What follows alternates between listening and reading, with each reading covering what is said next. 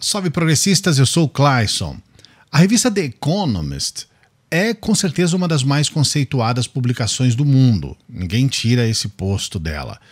É uma revista que tem mais de 100 anos, ela é britânica e é uma revista, notadamente uma revista de direita. Assim como o setor de economia no mundo todo sempre foi muito voltado para os liberais, para aqueles que estão mais próximos do espectro da direita. Não é uma direita como a gente vê aqui no Brasil surgindo agora, que aí já é uma coisa de extremo, é uma coisa com uma pecha conservadora, neoconservadora, com questões voltadas para costumes, religião. Não é nada disso, tá?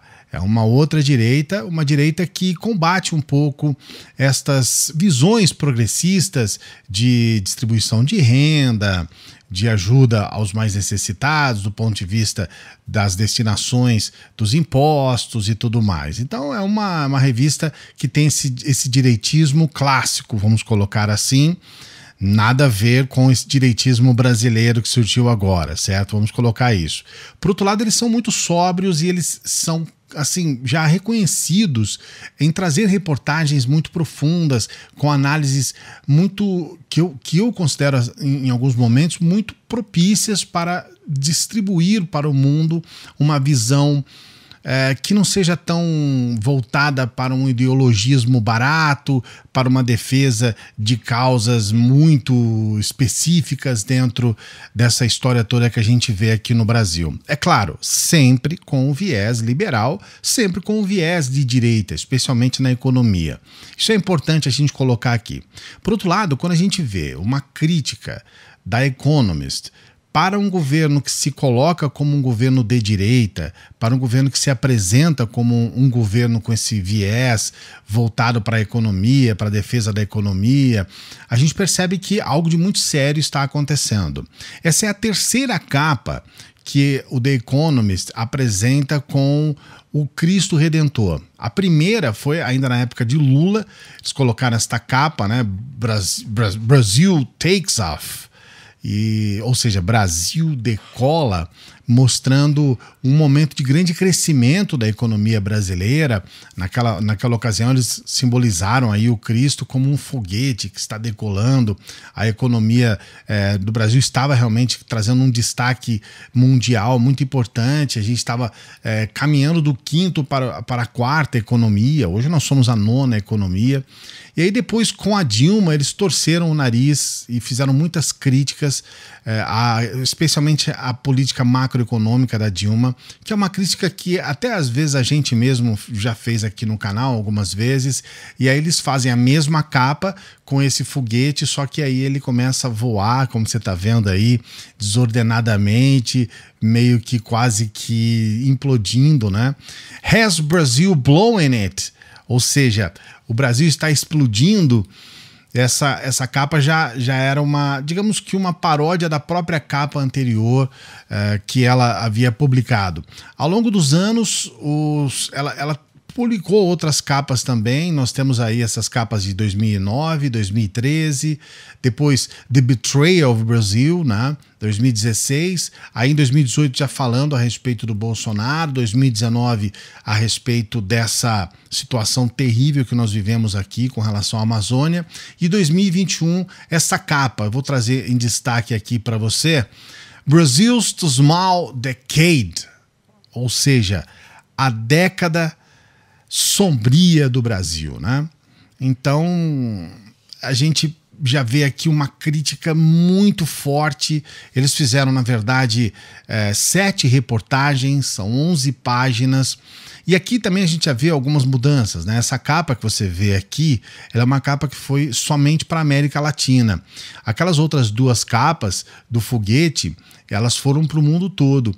Então já começa a gente a perceber uma queda nesse prestígio do Brasil, prestígio internacional, né? O Brasil, principalmente depois do golpe da Dilma e com a eleição do Bolsonaro, o Brasil passou realmente as páginas secundárias do mundo, as pessoas começaram a ver o Brasil como um país que não é muito sério, né? Eu vou trazer aqui para você os principais pontos dessa reportagem, dessas 11 páginas, das 7 reportagens, sempre pedindo para você dar o like aqui. A gente sempre procura trazer um conteúdo de qualidade para você, entregar algo importante para você, e a única coisa que a gente pede, dê o like no nosso vídeo. É só o que a gente pede, a gente não pede dinheiro, a gente pede para você dar o like, para você se inscrever no canal, caso não seja inscrito, se inscreva no canal, caso não seja inscrito e inscrita, né? Porque a gente temos um público feminino que não podemos deixar de sempre lembrar aqui. E se você é inscrito, inscreva-se, vê se você continua com a sua inscrição e coloque o sininho também aí, né? Ative o sininho para você ser notificado pelos vídeos aqui do canal. É importante colocar um resumo do que acontece nessas reportagens. Eles falaram a respeito dos problemas sociais, eles falaram a respeito dessa ligação do Bolsonaro com o Exército e falaram de forma extremamente preocupante a respeito disso. Falaram a respeito de alguns outros problemas que nós vamos trazer os detalhes aqui. Eles trazem uma solução. Para eles, a solução é a eleição de 2022 e, claro, que a gente possa trazer um candidato que mude. Eles têm críticas, inclusive, ao próprio Lula, eles reconhecem que o Lula está num momento importante aqui no Brasil, e a gente vai trazer alguns detalhes para você sobre essa reportagem. Um ponto muito importante que eles levantam é exatamente com relação à questão do Bolsonaro. Eles deixam claro que o Bolsonaro não é a única razão pela qual o país está num buraco, num problema grave. Eles falam exatamente sobre o sistema político que ajudou o Bolsonaro a chegar até o cargo e que precisa de uma reforma urgente. E esse sistema político é exatamente o que a gente hoje entende aqui no Brasil como centrão, essas relações do governo com o centrão, os políticos que são fisiológicos, essa relação dos políticos com a política, que é uma situação que transcende até o problema Bolsonaro, que é o principal, mas não é o único. Para a Economist, o Brasil vive o pior momento da sua história desde a redemocratização. Eles consideram o pior momento desde 1985. Eles escrevem: os hospitais estão lotados, as favelas ecoam tiros e um recorde de 14,7% dos trabalhadores estão desempregados. Incrivelmente, a economia do Brasil está menor agora do que em 2011 e serão necessários muitos trimestres fortes como o relatado em 1º de junho, para reparar a sua reputação. Então eles falam sobre o número de mortos no Brasil em Covid, que é um dos piores do mundo, falam sobre o presidente Bolsonaro que brinca que as vacinas podem transformar as pessoas em jacarés, e segundo a revista, essa situação vai continuar se agravando enquanto Bolsonaro estiver no poder. Eles dizem assim: ele abandonou a agenda de seu ministro da Economia, Paulo Guedes, temendo uma impopularidade. A reforma tributária e do setor público e as privatizações estagnaram. Como eu disse, é um pensamento direitista, então eles acham que isso é importante e, de fato, em alguns momentos a gente pode dizer que sim, a reforma tributária, principalmente, ela é importante para o Brasil, sim. Já a questão das privatizações, elas merecem uma atenção maior. A gente percebe que, em alguns casos, as empresas que são privatizadas, primeiro, elas sofrem um processo de fritura e de, acho que, desmonte, que seria o termo correto. Eles também falam sobre a taxa de desmatamento na Amazônia, que aumentou 40% desde que o Bolsonaro assumiu o cargo. Ele levou uma motosserra para o Ministério do Ambiente, segundo a revista, cortando seu orçamento e forçando a saída de funcionários. Seu ministro do Meio Ambiente está sob investigação por tráfico de madeira. E é realmente uma realidade triste essa questão ambiental, que é uma preocupação nacional e mundial, às vezes mais mundial do que nacional. Aqui a gente tem um discurso, especialmente entre os bolsonaristas, de que a Amazônia é nossa, e por a Amazônia ser do Brasil, a gente pode fazer o que quiser, pode acontecer o que quiser lá, que está tudo ok. Na reportagem com o título Andando para Trás, eles abordam o fim da Operação Lava Jato, e aí eles falam sobre essa uma aliança mal sucedida entre o Bolsonaro e o Sérgio Moro, mas eles também deixam bem claro que o Sérgio Moro estava orientando promotores inapropriadamente, isso fica bem claro também, as atitudes equivocadas do Sérgio Moro durante as investigações. Eles falam sobre os retrocessos no país no controle da corrupção, então falam sobre as delações de executivos da Odebrecht e ainda citam esses esforços do presidente tensionando as instituições para proteger os filhos, fala sobre as questões das investigações criminais contra os filhos e a atuação do Bolsonaro, que é realmente muito ruim, e citam inclusive o tratoraço, né? Aqueles mais de 3 bilhões lá do Ministério do Desenvolvimento destinado para compra, né, literalmente, né, a compra de parlamentares. E aí eles falam que minaram as alegações de Bolsonaro de que não houve nenhum escândalo desde que ele assumiu o governo. O tratoraço é um escândalo, segundo a Economist, e de fato a gente tem dado pouca atenção. Aqui no canal eu tenho abordado muito sobre o tratoraço, fizemos vídeos a respeito disso, falamos a respeito dessa questão da corrupção no governo Bolsonaro, e a gente sabe que isso é grave, né?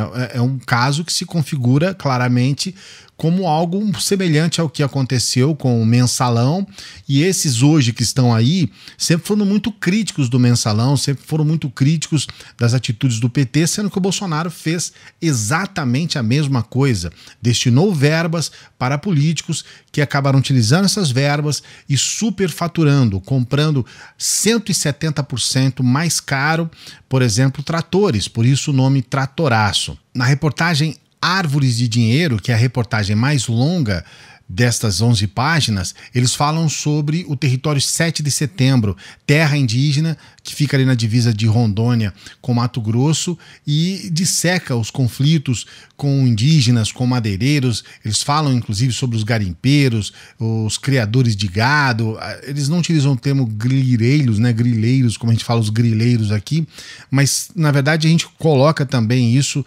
porque é realmente esse quadro todo de problemas que tem ali a Amazônia como pano de fundo, que traz essa situação. Inclusive eles falam que são os povos mais pobres do país, né? Os povos mais pobres do Brasil, e falam a respeito disso com muita tristeza, justamente colocando o Ricardo Salles como talvez um dos principais atores dessa tragédia que acontece ali. Na reportagem Necessidade de Reformas, eles citam uma frase da Joênia Uapixaba, da Rede. Ela é a primeira indígena no Congresso, né? A primeira deputada indígena no Congresso, e essa frase ela é genial, né? Brasília está cheia de políticos jovens com ideias velhas. E aí eles falam sobre a necessidade de haver reformas profundas que podem incluir distritos menores, regras de financiamento de campanha mais rígidas, admissão de candidatos independentes, mas já colocam que tudo isso é muito improvável e que realmente o problema do parlamento brasileiro é que ele sofreu a sua maior renovação, porém as expectativas de reforma política não se concretizaram.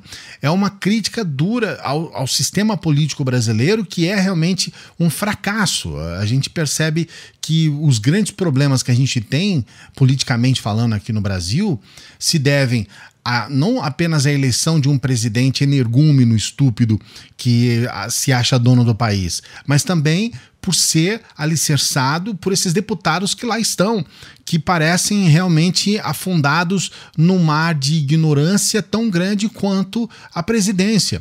A gente percebe nessa CPI da Covid o que é ouvir determinados senadores falarem. É uma coisa assim assustadora, né?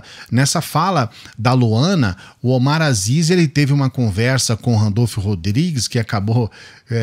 era uma conversa off, mas acabou sendo vazada, que ele fala, olha, depois de tudo que essa mulher falou, o Marcos Duval, né, o senador Marcos Duval vai lá falar merda, né? Ele usou esse termo, até um termo que eu peço desculpas, mas foi como ele falou, e é um retrato claro do que é realmente o Senado e do que são os políticos, né? No campo político, a Economist, ela também destaca essa relação do voto evangélico na política brasileira, fala sobre esse apoio, né, de algumas lideranças, de algumas denominações evangélicas ao Bolsonaro, mas eles deixam assim entender que é um apoio que não é muito claro, e de fato não é muito claro mesmo. Apesar de saber que hoje boa parte dos evangélicos estão com o Bolsonaro, os evangélicos nunca foram fiéis, ferrenhos a candidatos ou a eleitos. Eles sempre viram o lado deles, o lado pessoal deles.